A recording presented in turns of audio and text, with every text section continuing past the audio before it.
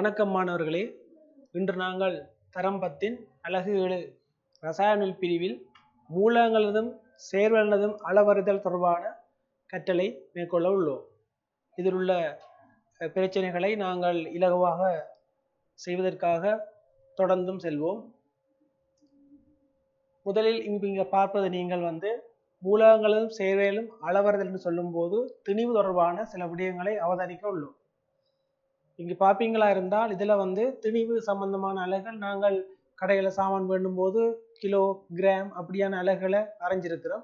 இருந்தாலும் இந்த அலகுகளை நீங்கள் பார்ப்பீங்களா இருந்தால் திணிவோடு ஒப்பிடும்போது கிலோகிராம் கிராம் இப்படியான அலகுகள் பார்த்துருக்கிறோம். இதில் பார்த்தீங்கன்னா ஆகப்பெரிய அளவாக மெட்ரிக் டன் போடப்பட்டிருக்கு. அது 1000 கிலோகிராம் ஒரு மெட்ரிக் டன் என்று சொல்லப்பட்டிருக்கு. இதே மாதிரி கிலோகிராம் கிராம் சின்ன சின்ன அலகுகளாக பிரிஞ்சு கொண்டு போகுது. மில்லிகிராம் மைக்ரோகிராம் நானோகிராம் இருக்கு. அப்போ திணிவில் ஆகப்பெரிய அளவு இருந்தாலும் சிறிய திணிவுகள் அளக்கிறதுக்கு ஒரு நானோகிராம் என்ற அளவை பயன்படுத்தினோம். அது ஒரு கிராம் 10⁻9 கிராம் என்றதை பிரிச்சிருக்கு. ஒரு கிராம் 10⁻9 மடங்கால பிரிக்கிறதால கிடைக்கிறதா இருக்கும்.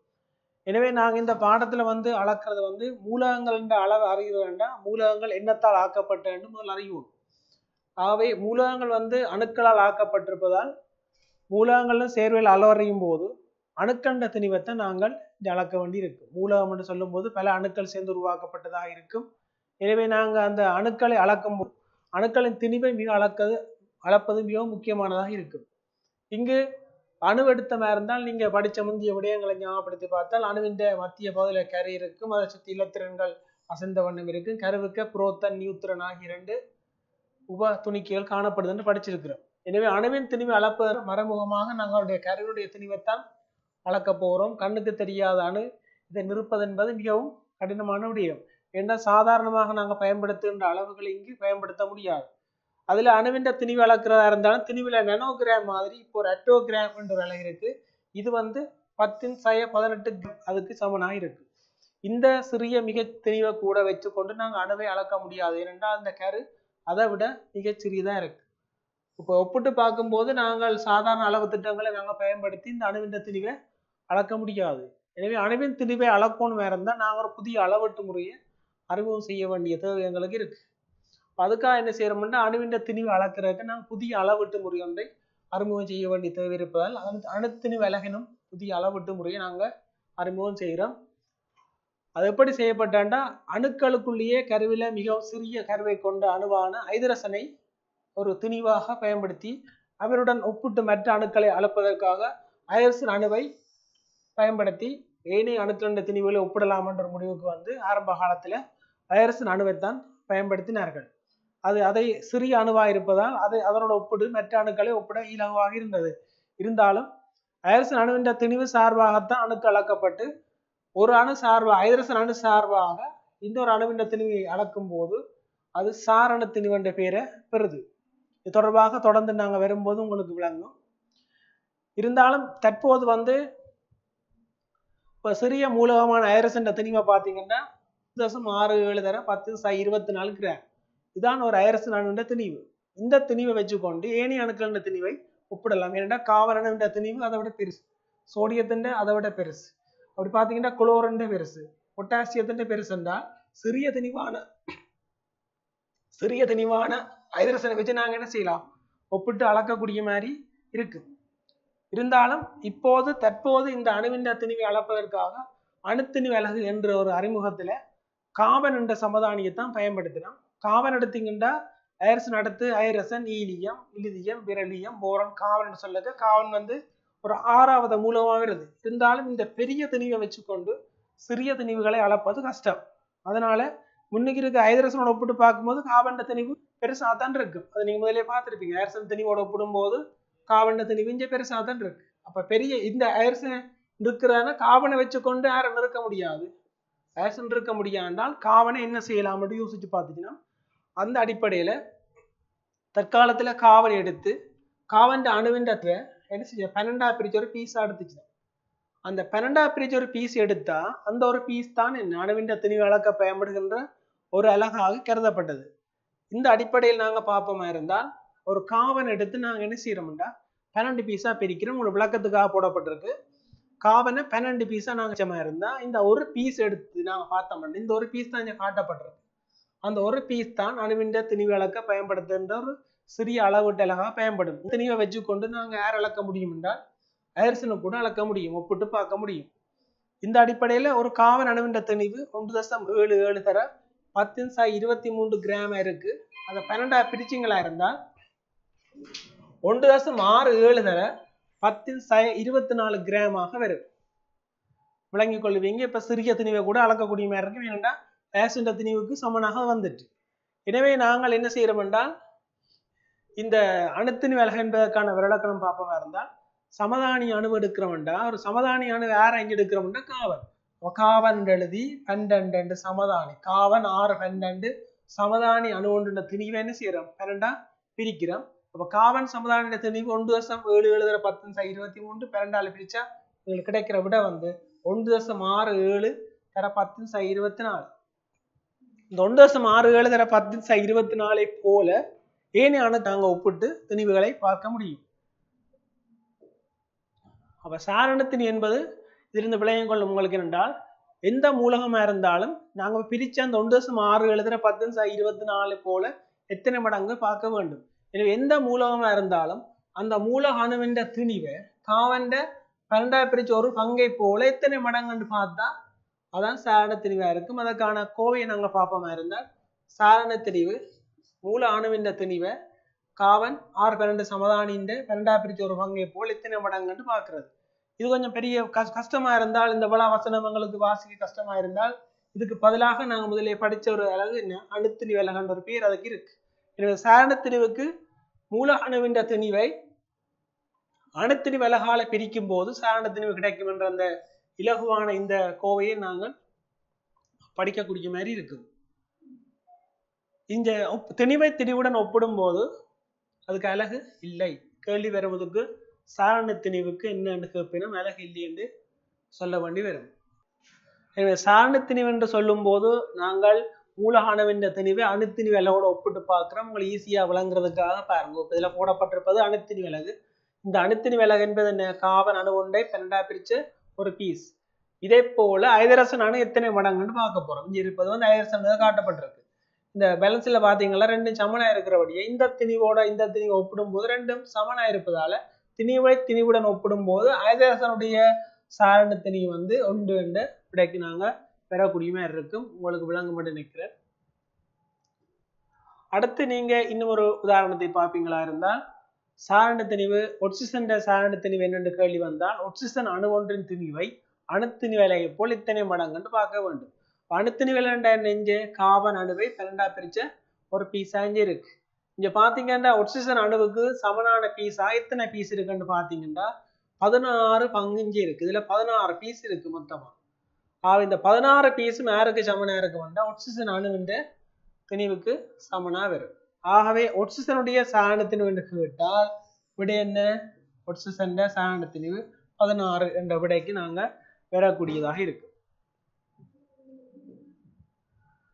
இதே மாதிரி பாத்தீங்கன்னா ஒரு கேள்வி என்று பாருங்க இலகுவா விளங்கக்கூடிய மாதிரி இருக்கும். பொட்டாசிய அணு ஒன்றின் திணிவு தந்திருக்கு 6.144 தர 10⁻23 கிராம்.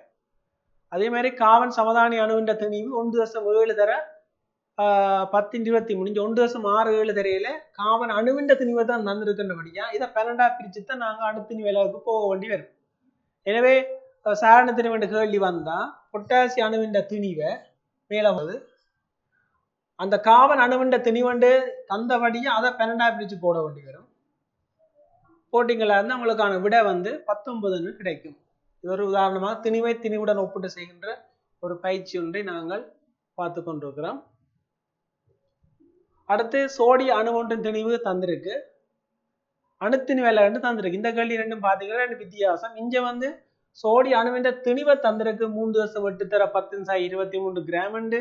இங்க அணுத்திணிவு அலகு அந்த காவன் அணுவின் திணிவை 12 பிரிச்சு தந்திருக்கு. ஆக நேரடியாக பெயரிடலாம். திணிவை திணிவுடன் ஒப்பிடுவது சாரண என்பது சோடிய அணுவின் திணிவை அணுத்திணிவு அலகால பிரிக்கிறோம். ஆக அப்படி பிரிச்சாங்களுக்கு கிடைக்கிற விட வந்து 23. இவ்வாறு ஒவ்வொரு அணுக்களையும் வந்து இந்த அணுத்திணிவு ஒப்பிட்டு தான் சாரண திணிவுகள் கணிப்பிடப்படுகின்றது. இதுக்கு உதாரணமாக நீங்க சிலதை பார்க்கலாம். இது கூட பாடசாலை புத்தகங்கள் உங்களுக்கு இருக்கு. ஹைட்ரசன் உண்டுன்னா அங்க அணுத்தின் வேலையை போல 1 மடங்கு. நாங்க பார்த்த சில உதாரணங்கள். காவல் எடுத்தோம்னா 12 மடங்கா இருக்கு. இடையிடையே பார்ப்போம். சோடியத்தை எடுத்தா சேதனம் 23 மடங்கா இருக்கு. பாஸ்பரஸ் எடுத்தா பாஸ்பரஸ் அணு ஒன்றுன்னு தெரியும், அணுத்தின் வேலை போல் 31 மடங்கு. கால்சியம் எடுத்தீங்கன்னா அணுத்தின் வேலை போல் 40 மடங்கு. இப்படி சாரண திணிவு பெருமான அட்டவணைகள் நாங்கள் பார்க்கக்கூடியதாக இருக்கின்றது.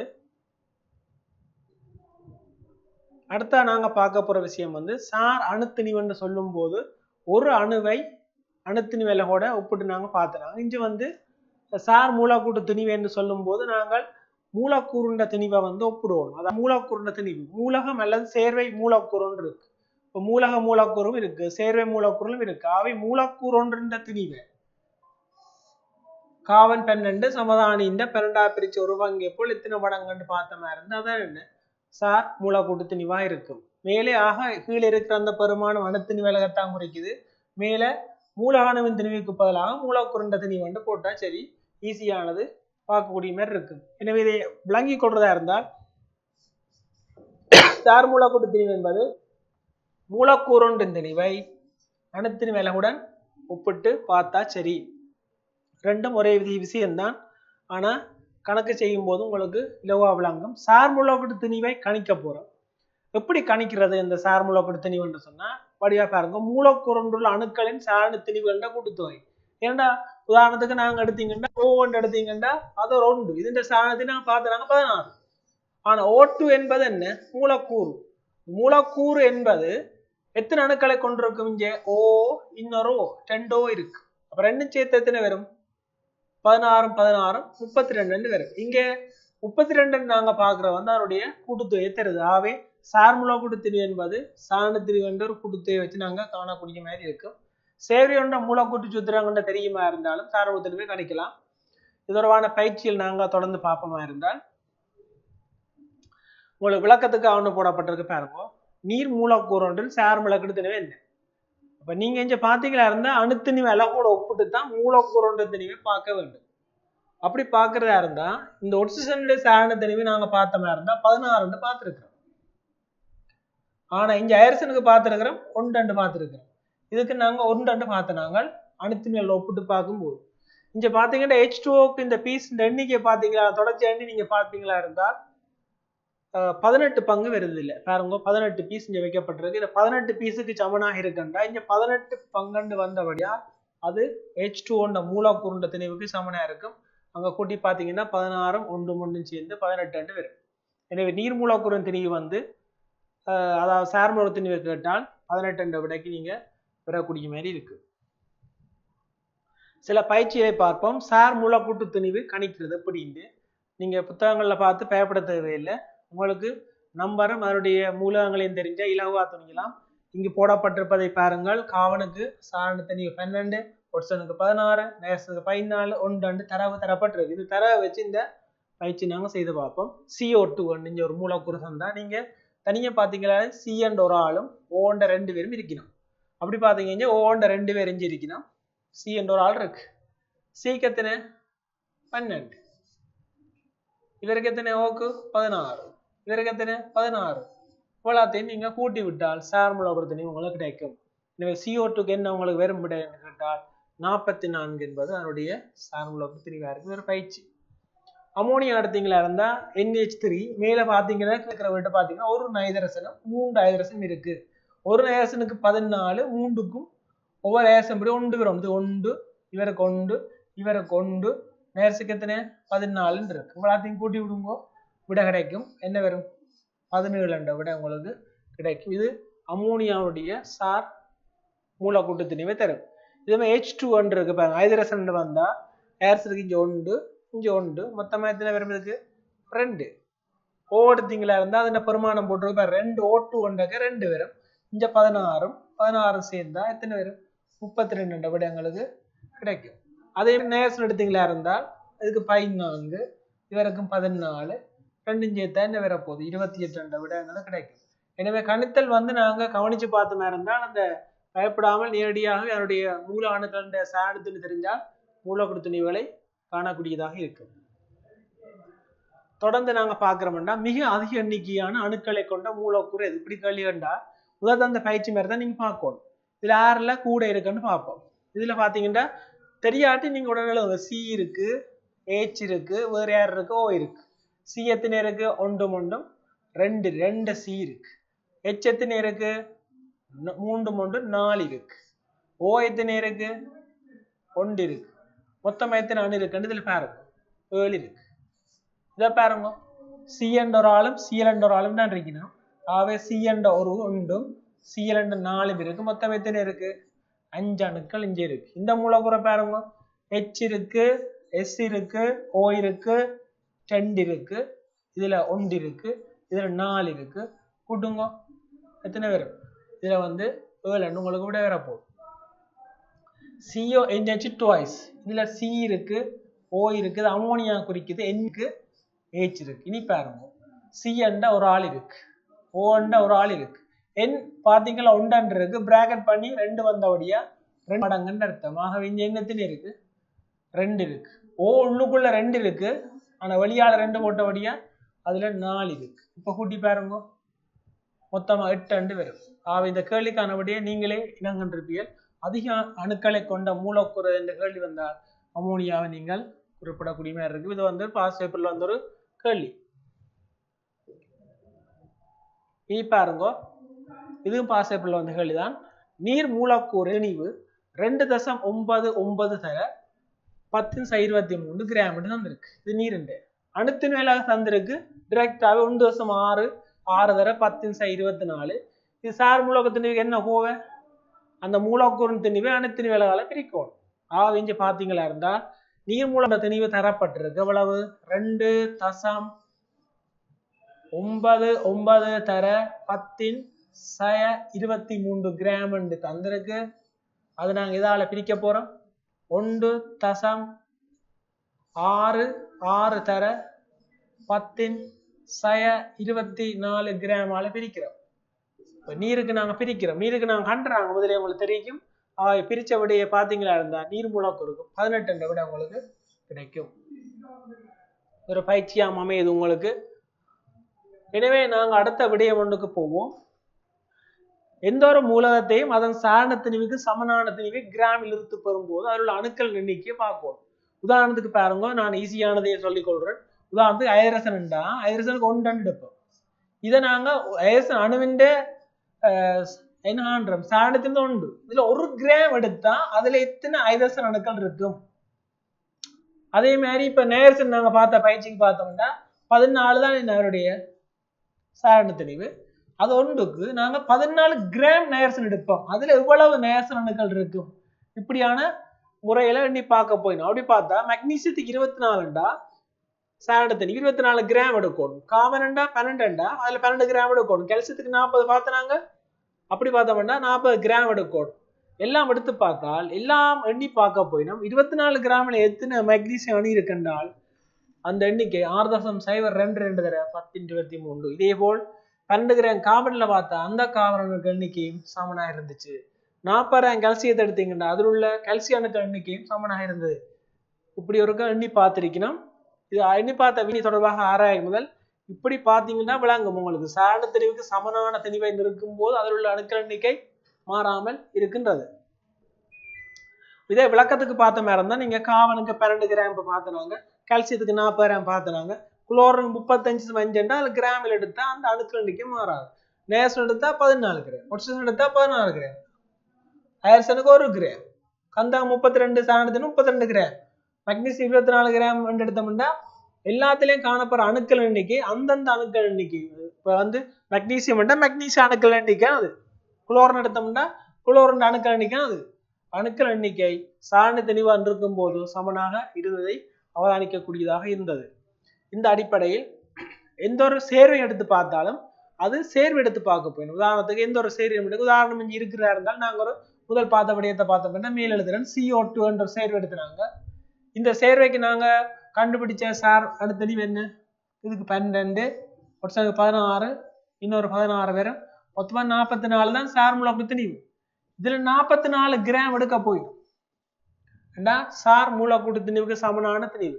எந்த ஒரு சேர்வையிலும் சார் மூலக்கூறு திணிவுக்கு சமனான திணிவை நிறுத்தா அதுல காணப்படுற மூலக்கூறுகள் எத்தனை 44 கிராமில CO2 CO2 CO2 CO2 CO2 எத்தனை இருக்குன்னு எண்ணி பார்க்கணும். அப்படி எண்ணி பார்க்கும்போது 17 கிராம் எடுத்தோம்னா இதுல 17 கிராம் கண்டாங்க பயிற்சி இதுல 17 கிராம் எடுக்கணும். அமோனியா இருந்த சோடியம் ஆக்சைடுன்னா 62 கிராம் எடுக்கணும். இப்படி சார் மூலக்கூறு திணிவுக்கு சமனாக எடுக்கும் போது அது காணப்படுற அந்தந்த மூலக்கூறு எண்ணிக்கையை பார்த்தால் இங்க பாருங்க 44 கிராமில இருக்கிற CO2 பார்க்கிற மூலக்கூறு எண்ணிக்கை 6.02 10 23 இருக்கு. அமோனியா எடுத்தீங்கன்னா அதுல 17 கிராம் NH3 என்ற மூலக்கூறு கொண்டு போகணும். இப்படி எல்லாத்துக்கும் நீருக்கு, குளுக்கோஸுக்கு, ஐரசனுக்கு, நைட்ரிக் அமிலத்துக்கு பார்த்தீங்களா இருந்தால் HNO3 என்றால் அதுல 63 கிராம் எடுத்த மாதிரி இருந்தால் அதுல காணப்படுற மூலக்கூறு எண்ணிக்கை ஒரு எண்ணிக்கையாகவே காணப்பட்டதாக அறியக்கூடிய இருந்தது. இந்த அடிப்படையில நாங்க ஒரு விடயத்தை பார்ப்போமா இருந்தா குறித்தொரு மூலகத்தின் சாரண திணிவுக்கு சமனான திணிவை கிராமில பெற்றா அதுல காணப்படுற அணுக்கள் எண்ணிக்கையும் குறித்தொரு சேர்வேண்ட சார் மூலக திணிவு சமனான திணிவை கிராமில நிறுத்தாலும் அதுல காணப்படுற எண்ணிக்கை என்னவா இருக்கும் மாறாம இருந்துச்சு. எண்ணிக்கை மாறையில முதல் பார்த்தது அணுக்கள் எண்ணிக்கை சமனாக இருந்தது, இங்க மூலக்கூறு எண்ணிக்கை சமனாக இருந்தது. இந்த மாறிலி பெருமானத்துக்கு பேர் தான் அவகாதரோ. அவகாதரோன்ற விஞ்ஞானி தான் இது தொடர்பான ஆய்வு செய்து இந்த முடிவை கண்டார். இந்த மாறிலி பெருமானம் என்ன 6.022 தர 1023 இருக்கும்.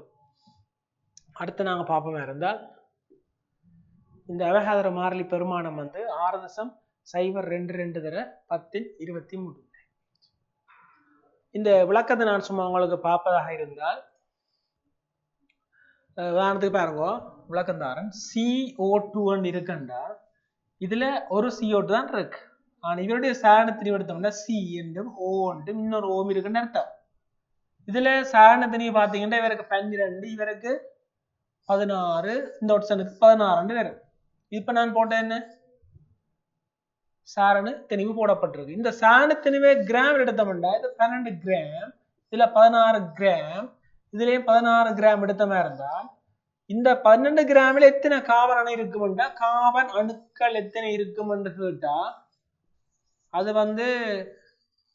அதே விட உங்களுக்கு தெரியும் 6.022 தர 1023 அடுத்துல வரும்.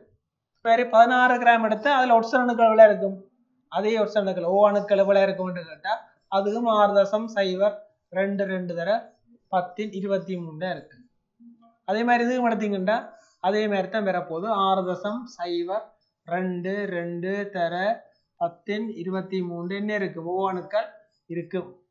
தனியா கேட்டா நாங்க நேரடியா சொல்லலாம் மூலக்கூறுகள் எவ்வளவு இருக்கும்னு கேள்வி கேட்டால் இங்க மூலக்கூறுகள் என்று கேட்கும் போது ஒரு சியும் ஒரு ஓவும் சேர்ந்தா தான் என்ன CO2 வரும். ஆனா 12 கிராமுக்கு இருக்கிற ஒவ்வொரு கார்பனையும் எடுக்கணும்னா இதுல இருந்து ஒரு கார்பன் 12 கிராம்ல ஒரு கார்பன் 16ல ஒரு கார்பன் ஒவ்வொன்றை எடுத்து மூலக்கூறு சேர்க்க வேண்டி வரும். ஆகவே இந்த மூன்றும் சேர்ந்து கூட்டி எங்களுக்கு கிடைக்க போற விட தான் என்ன இந்த மூன்றும் சேர்ந்து கூட்டி கிடைக்கிற விடைய பார்ப்போம். மேல நாங்க கூட்டி வர 44 என்ன இருக்கும் இந்த சார் மூலக்கூறு திணிவா இருக்கும். இங்க வர 44 கிராம் என்ன இருக்கும்டா சார் என்னவா இருக்கும் மூலக்கூறு திணிவா இருக்கும். 44 கிராம் CO2ல இவ்வளவு CO2 மூலக்கூறு இருக்கும் என்று கேள்வி கேட்டா அதுக்கும் கனிவிட என்ன 6.022 தர 1023 இஞ்சி என்ன மூலக்கூறு என்று சொல்லுவோம். இங்க கேட்டா தனித்தனி அதனுடைய அணுக்கள் எண்ணிக்கை நாங்கள் சொல்லக்கூடிய மாதிரி இருக்கு. அடுத்து நாங்க தொடர்ந்து பார்ப்போமா இருந்தா அவகாதரம் நாங்க பார்த்துட்டோம், அவகாதர மாறிலியும் பார்த்துட்டோம்.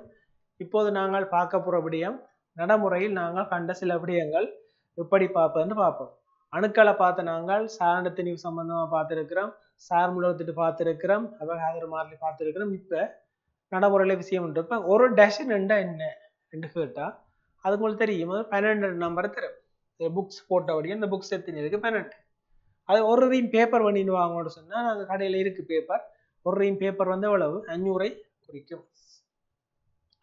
அதே மாதிரி இதுவரைக்கும் நாங்க தெரிஞ்ச விடயங்கள் படிச்சினாங்க, அணுக்கள் படிச்சினாங்க. ஒரு மூல் என்ற ஒரு கேள்வி கேட்டால் மூல் என்ற கேள்வி சில பதார்த்தங்கள் அளப்பதற்கு மூல் என்ற அளவு திட்டம் பயன்படுத்துறோம். அந்த பதார்த்தம் அளக்குறேன்னா மூல் என்றா என்ன என்று கேட்டால் இது யோசிக்க வேண்டிய விடயம் தான். ஆனால் உங்களுக்கு முதலே பண்றீங்கள் அபகாதரோ என்றவர் வந்து எங்களுக்கு சொன்ன எண்ணிக்கை ஒன்றுக்கு தானே 6.02 தர 1023. அந்த 1023 அணுக்கள் எவ்வளவோ அதான் என்ன மூல எண்ணிக்கையை தரக்கூடிய மாதிரி இருக்கு. மூலன்னு சொல்லும் போது அந்த எண்ணிக்கை நாங்க ஞாபகம் வச்சிருக்க வேண்டியது 6.022 தர 1023 நம்பரை நாங்க ஞாபகத்துல வச்சா சரி. இந்த நம்பரை தான் நாங்க மூலண்ட எண்ணிக்கைக்கு சமனாக நாங்கள் பார்க்கிறோம். இந்த அடிப்படையில் பார்ப்பீங்களா இருந்தால் மூல் என்பது என்ன என்று கேட்டால் நாங்க இந்த அடுத்த பயன்படுத்தினமோ அவரெல்லாம் திருத்தமா 12 கிராம் எடுக்கும். ஏனென்றால் சிறிய அணு என்பதால் 12.01 கிராம் என்றாலே அணு எண்ணிக்கை மாறிடும். திருத்தமாக 12 கிராம் நிறுத்தீங்களா இருந்தால் அந்த கார்பன் 12ல சரியா 12 கிராம் எடுத்தா எத்தனை அணுக்கள் இருக்கும் என்று பார்த்தோம்னா 12 கிராம்ல காணப்படுற அணுக்கள் எண்ணிக்கை 6.022 தர 1023 இருக்கு. இந்த 12 கிராம் எடுத்தீங்களா இருந்தா அந்த 12 கிராமில எவ்வளவு அணுக்கள் இருக்கோ அதான் என்ன இருக்கு மூலா இருக்கும். இப்ப திருத்தமா 12 கிராம் எடுத்தீங்களா இருந்தா அதுல காணப்படுற அணுக்கள் எண்ணிக்கைக்கு சமனா எந்த அணு எடுத்தாலும் அதான் மூலா இருக்கும். அப்ப நான் முதல் படிச்ச மாதிரி 14 கிராம் நேரசனா இருந்தா அது ஒரு மூளை தரப்போம். அதே மாதிரி இப்ப ஒரிஜினல் எடுத்தீங்கன்னா 16 கிராம் வந்தா வெறும் ஒரிஜினல் எடுத்து 16 கிராம் போட்டீங்கன்னா அது ஒரு மூலுக்குரியதா இருக்கு. நேரசன் எடுத்தீங்கன்னா 14 போட்டோம்னா 14 கிராம் ஏண்டாவது அணுக்கள் எண்ணிக்கை மாறையில ஆவி அதான் மூளை தரும். எனவே எந்த பதார்த்தமா இருந்தாலும் அந்த மூல காணப்படுற அணுக்கள் எண்ணிக்கை அல்லது அயன்கள் எண்ணிக்கை அல்லது மூலக்கூறு எண்ணிக்கை சமனாக இருக்கும். அணுக்கள் எண்ணிக்கை என்றாலும் சரி மூலக்கூறு எண்ணிக்கை என்றாலும் சரி அயன்கள் எண்ணிக்கை என்றாலும் அது மாறாமத்தான் இருக்கும். எனவே இது தொடர்பாக தொடர்ந்து செல்வோமாக இருந்தால் எந்த ஒரு மூலத்தின் சாரண திணிவை கிராமில பெற்றா அது என்னவா இருக்கும் അതിന്റെ மூலாக இருக்கு. அதில் 14 கிராம் 23 கிராம் 24 மூலாக இருக்கு. எனவே மூலகம் ஒரு மூலகத்தின் தனியொரு சாரண திணிவை கிராமில சொன்ன மாதிரி இருந்தா அது அணுமூல் என்று சொல்றோம். மூலகம் ஒன்றின் திணிவை மூலத்திணிவால் பிரிக்கும் போது அணுமூல். மூலத்திணிவு தொடர்பாக பார்க்க முதல் நாங்க அணுமூலன்ற நாங்க இப்ப பார்த்து கொள்ளுவோம்.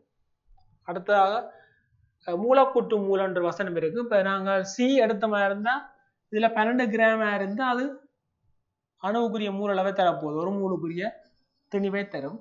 அதே போல இப்ப நாங்க படிச்ச CO2 எடுத்தோம்னா ஒன்றை உதாரணமா விளங்கப்படுத்தி கொண்டு ஈஸியா இருக்கும். 44 கிராம் இருந்தாலும் இது மூலக்கூறுக்குரிய மூலளவா இருக்கு. இது மூலக்கூறுக்குரிய மூலளவு அதான் இங்க இலவா குறிக்கப்பட்டிருக்கு. வாசிச்சு பார்த்தீங்கன்னா விளங்கும்.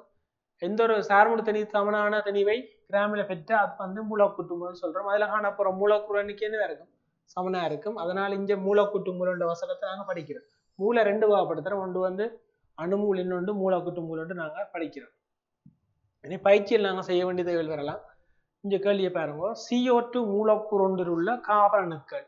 இந்த கேள்வியை வடிவா பார்க்கும்போது இலவா பாருங்க. CO2 மூலக்கூறு ஒன்று தான். இதுல எல்லாம் யோசிச்சு படி 6.022 படிச்சினாங்க. அப்படி யோசிக்க கூடாது நீங்கள். இதுல கார்பன் அணுக்கள் எண்ணிக்கைன்னு கேட்டால் ஒரு மூலக்கூறு தானே கேட்டது. கொஞ்சம் எத்தனை கார்பன் இருக்கு? ஒரே ஒரு கார்பன் தான் இருக்கு. விட வந்து என்ன ஓ அணுக்கள் எண்ணிக்கை எத்தனை பாருங்க. இதுல நம்பர் 2. மொத்த அணுக்கள் எண்ணிக்கை கேட்டா என்ன விட 2 கூட்டுங்க 3. இது ஒரு இலகுவான முதலாவது பயிற்சி. இந்த அடிப்படை விளங்கின இந்த கணக்கும் நாங்க செய்யலாம். அடுத்தபடியும் கொஞ்சம் மேலே மெருகூட்டி போவோம். ஒரு மூலக்கூட்டு மூல். ஒரு மூலக்கூட்டு மூல் என்றால் இங்க கார்பன் அணுகண்டக இது வந்து கார்பன் 1 இருக்கு 2 இருக்கு. அப்ப கார்பன் 1 O1 இன்னொரு O1 இருக்கு. இது தனியொரு மூலக்கூறு கேட்டா பல மூலண்டு கேட்டபடியா ஒரு மூலக்கூட்டு மூல் என்றா இதுல 12 கிராம் இருந்தா தான் நாங்க மூல் வரும். ஆகவே இங்க ஒரு மூலக்கூட்டு மூல் கேட்டோம்னா அணுக்கள் எண்ணிக்கை 6.022 தர 1023 அப்படியே நாங்க போடலாம். ஓ அணுக்கள் எண்ணிக்கையை கேட்டோம் என்றால் எத்தனை ஓ இருக்கு? 2 தரம் பெறுது. இங்க ஒரு மூலக்கூட்டு மூல் சொன்னபடியா 2 ஆள் பெருக்கி போட்டா அந்த விட 2 தர 6.022 தர 1023 போட்டிக்கிட்டா சரி. மொத்த அணுக்கள் எண்ணிக்கைன்னு முதல் நீங்க கண்டனீங்களானே எத்தனை வரும்? மொத்தமா 3 இருக்கு. 3 ஆளா இருக்குன்னா சரி 6.022 தர 1023. இந்த அடிப்படை விஷயம் உங்களுக்கு விளங்கக்கூடிய மாதிரி இருக்கும். இப்ப ஒன்றை சொன்னா பேர் ஒரு மூலக்கூட்டு மூலம்னா அதை எப்படி நாங்க பெருக்கி செய்யறேன்னு இப்ப பார்த்துருக்கிறோம். அடுத்த இன்னும் கொஞ்சம் மெருகுட்டி பார்த்தமா இருந்தால் இந்த விடயத்தை இன்னும் கொஞ்சம் பார்த்தமா இருந்தால் 4 மூலக்கூட்டு மூல் CO2 அடங்கியுள்ள கார்பன் அணுக்கள் எண்ணிக்கை. ஒரு ஒன்றண்டு கேட்டா ஒரு CO2 ஒன்று இருக்கு. ஒரு மூளை கூட்டு மூலன்னா என்ன செய்றாங்க 6.02 தர 10/23 ஒரு காபன் இருக்கிறபடி அப்படியே விட்டுட்டேன். இங்க எத்தனை இருக்கு 4 இருக்கிறபடி அந்த விடையை என்ன செய்யணும் 4ஆல பெருக்கி விட்டா சரி. ஓவனுக்கு இங்கன்னு கேட்டா ஒரு மூளை கூட்டு மூலுக்கு அப்படி கண்டுறாங்க. ஒரு மூளை கூட்டு மூலுக்கு வந்து 2ஆல பிரிக்கிறாங்க. 2 தர 6.02 தர 10/23 போட்டுறாங்க. இது ஒரு மூளை கூட்டு மூல் எத்தனை கட்டது 4ஆல பெருக்கி விட எக்ஸ்ட்ரா நீ பெருக்கி சரி ஈஸி. நான் இந்த விளக்கத்துக்காக போட்டு கொண்டிருக்கிறேன். அதே மாதிரி மொத்த அணுக்கள் எண்ணிக்கை யாது இங்க பாத்தீங்கன்னா CO2 மொத்தமா 3ஆல பிரிக்கிறாங்க. 3 தர 6.02 தர 10/23 போட்டுறாங்க. இது எத்தனை கேட்ட கேள்வி 4 மூளை கூட்டு மூல் திருப்பி அதை 4ஆல பிரிக்கணும். சரி இந்த விடையும் இதுதான் 4ஆல பிரிக்க விட சரி முன்னுக்கு வரத ஒரு மூளை கண்ட வேண்டா முன்னுக்கு என்ன கேள்வி வைக்கணும் அதால பெருக்கி விட்டு அந்த கேள்வியை செய்யக்கூடிய மாதிரி இருக்கு. இந்த விடயத்தை சுமரக்க பார்ப்போம் வீட்டு. அதாவது இங்க ஐரசன் வந்து 1 கிராம் எடுத்து அது ஒரு மூல். அதே மாதிரி அங்கால தொடர்ந்து பார்த்து கொண்டு போகலாம். 16 கிராம் அது ஒரு மூல், ஐரசன் 14 கிராம் ஒரு மூல். சரிதானே அவ்வளோ அணுக்கள் இருக்கு. அதே மாதிரி இப்போ இதுல வந்து விளங்கினா இதுல எடுத்தோம்னா 23 கிராம் சோடியம் ஒரு மூலா இருக்கும். அதுல ஒரு மூல் சோடியம் அணுக்கள் அங்கே இருக்கு. அதே மாதிரி CO2 எடுத்தீங்கன்னா அல்லது H2 எடுத்தீங்கன்னா H என்ன தெரியும் பார்ப்போம் 63 கிராம் அது வந்து ஒரு மூலா இருக்கும். இது மூலக்கூட்டு மூல தருது. HNO3 மூலக்கூறுகள் வந்து இருக்கு. இது உங்களுக்கு விளக்கத்துக்காக சில விடயங்களை நீங்க அவதானிக்கக்கூடிய மாதிரி இருக்கு. மூலர் திணிவு அடுத்து நாங்கள் இதுவரைக்கும் பார்த்த விடயத்திலிருந்து மூலர் திணிவு என்ற ஒரு புது விடயம் பார்க்கிறோம். மூலுக்கு பிறகு நாங்க பார்க்கிறோம் மூலர் திணிவு. எல்லாம் ஒன்றோடு தொடர்பாக தான் பார்க்கலாம். யாதேனும் பதார்த்தத்தின் ஒரு மூலுக்குரிய திணிவு என்று சொல்லப்படுது. ஒரு மூல் என்ற நீங்க படிச்சிருங்க. ஒன்று உதாரணம் போடுறோம் பாருங்க 14 கிராம் நைட்ரஜன் அந்த நைட்ரஜனுக்குரிய அது ஒரு மூல். 44 கிராம் CO2 படிச்சதா கண்டு போடுறேன் அது அதுக்குரிய ஒரு மூலா இருக்கு. ஒரு மூலுக்குரிய திணிவு என்று சொன்னால் என்ன இதுலயே படிச்சுட்டேன். ஒரு மூலுக்குரிய திணிவு என்று கேட்டா அந்த ஒரு மூலுக்குரிய திணிவு இந்த 14 கிராம் நைட்ரஜன் ஒரு மூலா இருக்கு. அது 44 கிராம் என்று சொல்றது வந்து CO2 என்ன இருக்கும் ஒரு மூலா இருக்கும். ஆகவே ஒரு மூலுக்குரிய திணிவு என்று சொல்லும் போது 6.02 அணுக்கள் திணிவத்தை நாங்க சொல்லுது. ஆகவே அலகு பாத்தீங்களா இருந்தால் ஒரு மூலுக்குரிய திணிவு கிராம் மூல் மைனஸ் வளமையா கணக்குல செய்யறோம். கூடிய திணிவா வரும் இருந்தால் கிலோகிராம் மாத்தி கிலோகிராம் மூல் மைனஸ் வரும். ஐரசன் மூல திணிவு பாருங்க 1 கிராம் மூல் மைனஸ் 1 காவனுக்கு 12 பார்த்தபடியா 12 கிராம் மூல் மைனஸ் 1 நீருக்கு 10 கிராம் மூல் மைனஸ் 1 குளுக்கோஸுக்கு 180 வந்தபடியா 180 கிராம் மூல் மைனஸ் 1 ஈஸியா உங்களுக்கு விளங்கும். இதனை தொடர்ந்து நாங்க பார்ப்போமா இருந்தால் இந்த கணக்கு செய்யும் போது இந்த சமன்பாடுகள் சிலது ஞாபகம் இருக்கணும். டிரெக்டாவே இங்க பாத்தீங்கன்னா என் சமன் ஸ்மால் m என்கள் கேபிட்டல் M என்ற ஒரு கோவை ஒன்று போடப்பட்டிருக்கு. ஸ்மால் n என்பது இங்க மூல எண்ணிக்கையை குறிக்கும்.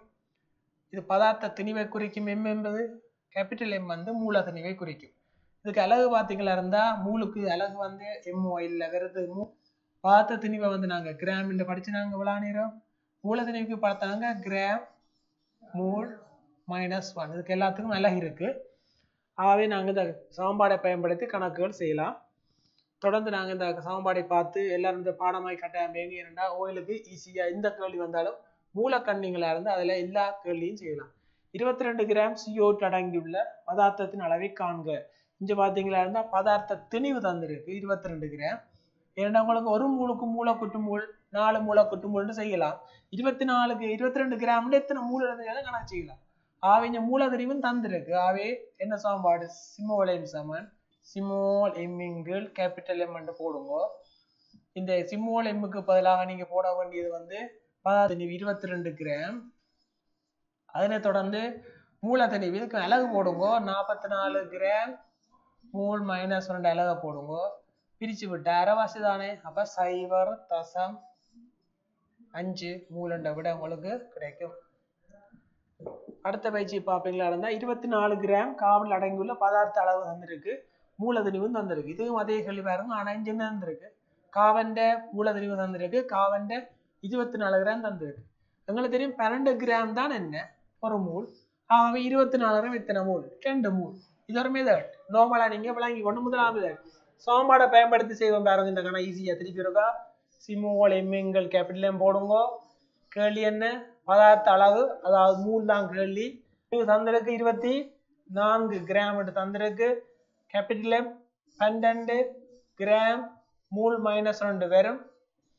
பிரிச்சு வச்சுக்கிட்டா 12 மடங்கு பார்த்தா 2 மூல்ண்டா விட. இப்படி சமன்பாடை பயன்படுத்தி சரி ஈஸி. இப்படி நீங்க செய்ய நேரம் என்ன மாட்டேன், இந்த சமன்பாடை பயன்படுத்தி நீங்க செய்யக்கூடியதா இருக்கு. அடுத்த 36 கிராம் குளுக்கோஸ்ல அடங்கியுள்ள பதார்த்த அளவை காண்க. அதே சமன்பாடு தான் ஈஸி வருது. இதுல 36 கிராம் தந்திருக்கு. இதுல மூலதனிவு தந்திருக்கு. ஆகவே போடுங்க சிமோல் சமன் சிமோல் எங்கள் கேபிட்டல் M என்று போட போறீங்க. சிமோல் M தெரியும் எங்களுக்கு 36 கிராம். அது அப்படியே போடுங்க 36 கிராம் என்று. மூலதனிவு தந்திருக்கு. இல்லாட்டி நீங்க சார் மூலதனிவு 2 காண்டு செய்யலாம். 180 கிராம் என்ன மூல் -1 வரும்.